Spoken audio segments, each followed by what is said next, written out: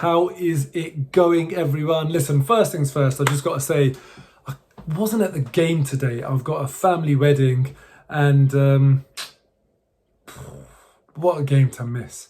I'm absolutely gutted I missed this game. I want to know, right?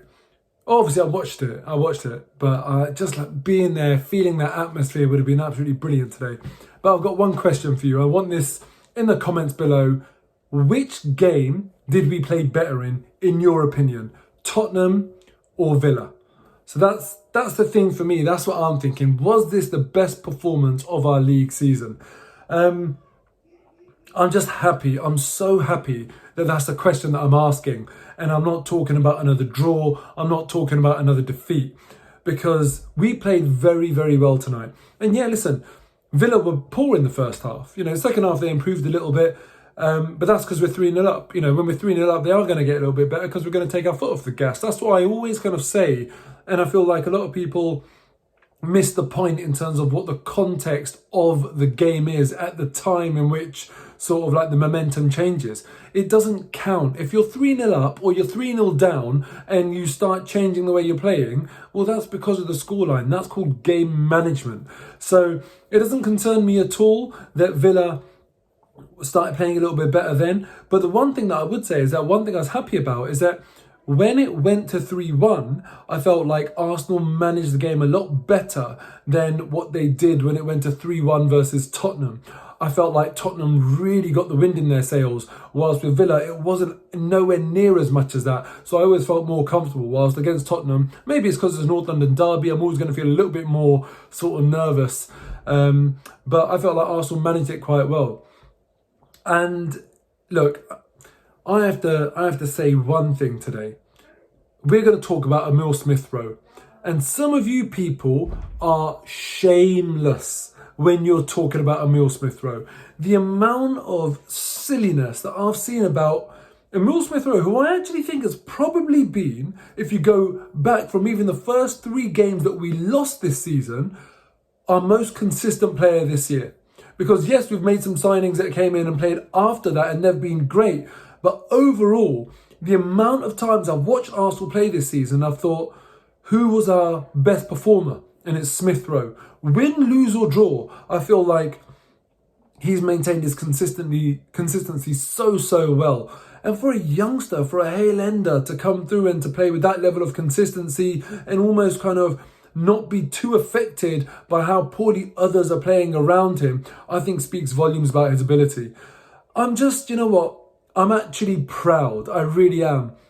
With Emile Smith Rowe, I've been watching him for years and years and years when he was in the youth team. He just caught my eye. I felt like there was something about him. The one thing I've always said about Smith Rowe is that he doesn't get on that pitch purely to take part. He wants to make a difference. And I feel like he really does that. He's always receiving the ball on the half turn. He's, you know, when there's a forward pass to be played, he plays it. Yet he doesn't force it. You know, he doesn't turn into danger. He's just got an acute sense of awareness. He's brilliant when it comes to carrying the ball. He's brilliant territorially. You know, we saw him with the assist for AUBAMEYANG where he ran the length of the pitch today for his goal. AUBAMEYANG returned the favour and he intercepted the pass from Emile Smith Rowe and then he's run the length of the pitch. You know, I just can't believe that I've seen so much criticism of Emile Smith Rowe this season. You know, you hear about these silly things, Emile kills flow. I mean, nonsense, absolute nonsense.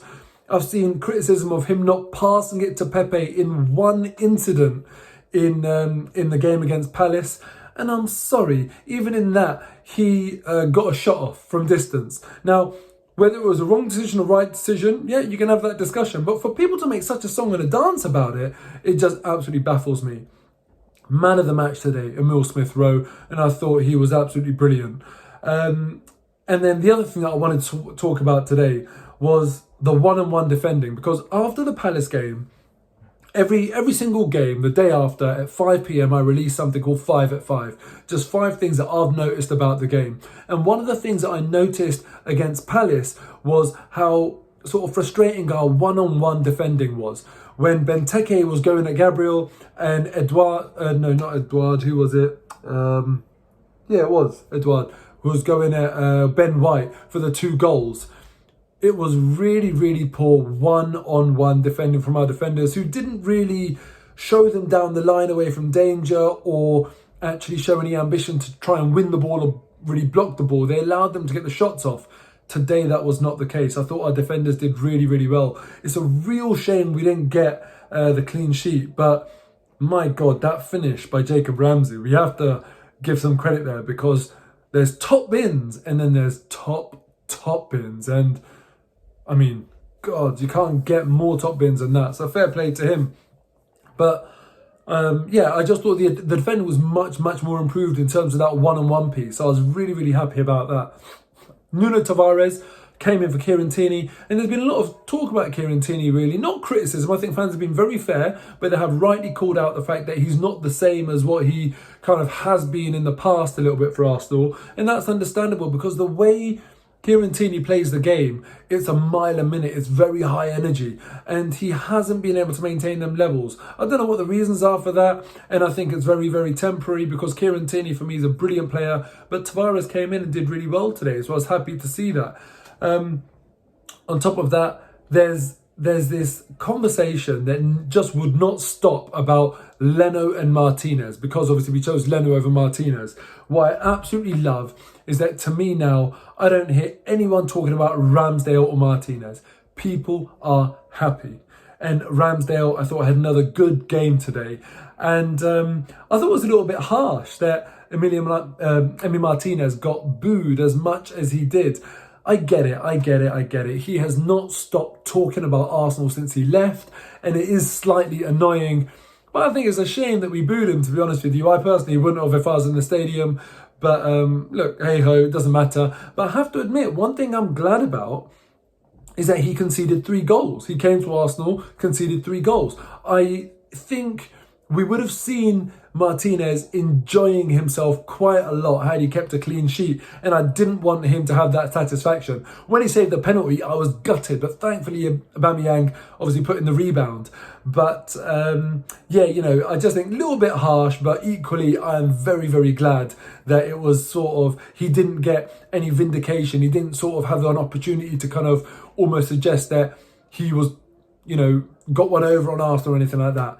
And the other thing as well, Thomas Partey scored. I'm gutted I was not there when Thomas Partey scored. But in reality, it's not the goal that he's been trying to score for so many attempts since he's been at Arsenal. The day he scores a banger from 20-25 yards, I have to be there. But anyway, look, I'm going to wrap up this reaction with just the fact that we have to build from this. We cannot afford to go and draw or lose or whatever the next Premier League game that we play. Obviously, we've got Leeds in the Cup on Tuesday, but the next league game that we play, we have to go and win. We can't have sporadic victories. We need to go properly climb that table.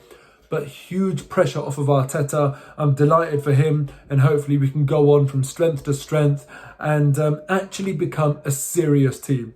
We can enjoy the weekend. We've done the job on the Friday. Now we can go and watch all of the other games. Liverpool United. We can go and enjoy, hopefully, Liverpool spanking United. And most importantly, hopefully, Pakistan slapping India up in the cricket. Fingers crossed. And the Indian Gooners, it's only cricket. Don't get emotional about it. Take care.